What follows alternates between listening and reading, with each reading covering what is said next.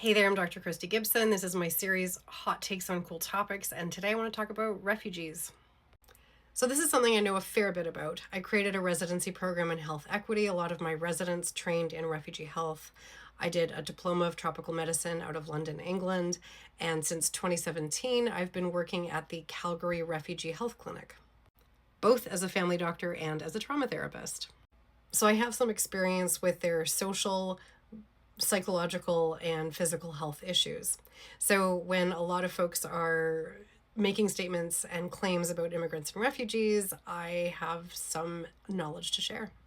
The most important thing, Danielle Smith here in Alberta has claimed that refugees are a drain on the health and education systems, and that's simply not true. The refugee health is all paid for by the IFH, or the Interim Federal Health Program, which is a federal program. So the Canadian government, not the provincial government, provides for the health care of refugees.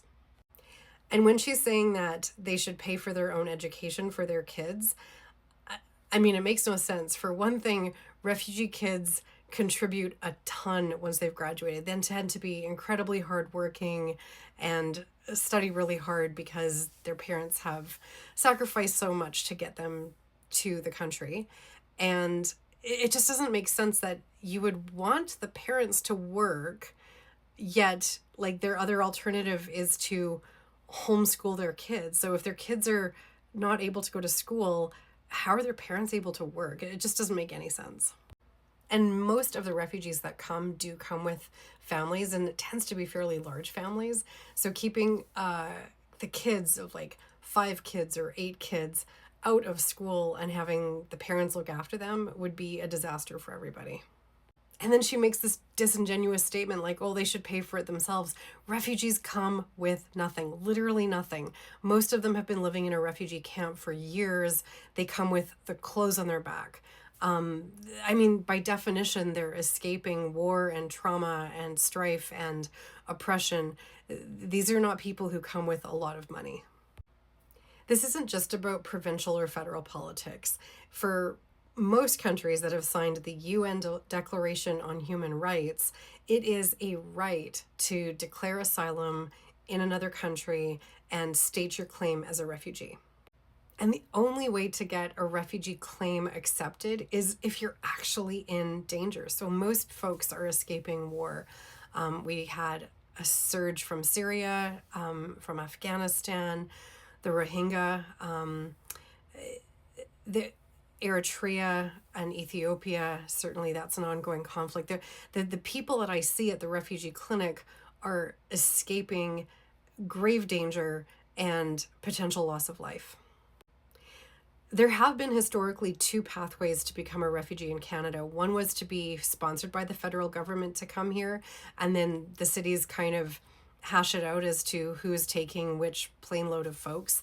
And I mean, obviously the people who arrive do have some choice in the matter, but they do try to distribute people and create some conscious communities where they might have a support system.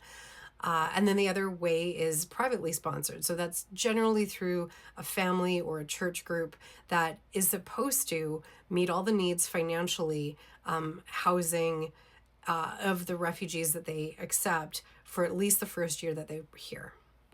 So yes, the first pathway is something that the government is paying for, and that is with our tax dollars.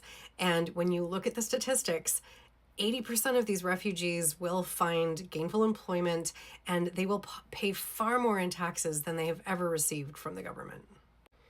Refugees have nothing to do with the housing crisis. For one thing, they tend to come with huge families. So like the couple, the single person who's looking for an apartment, they're not in competition with these refugee families. They tend to be large families with complicated medical problems in a lot of these kiddos. And they make up like less than 0.5% of the population. So if you look at the housing crisis, it's not caused by these 0.4, 0.5% of folks.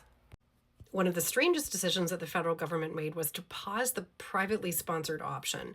So there still are federally sponsored refugees coming, but those who were coming from privately sponsored church groups or communities or families, those applications are completely closed at least till the end of 2026. And that wasn't costing the government or taxpayers anything. And there was already a huge backlog of like tens of thousands. I think they said 90,000 applications already.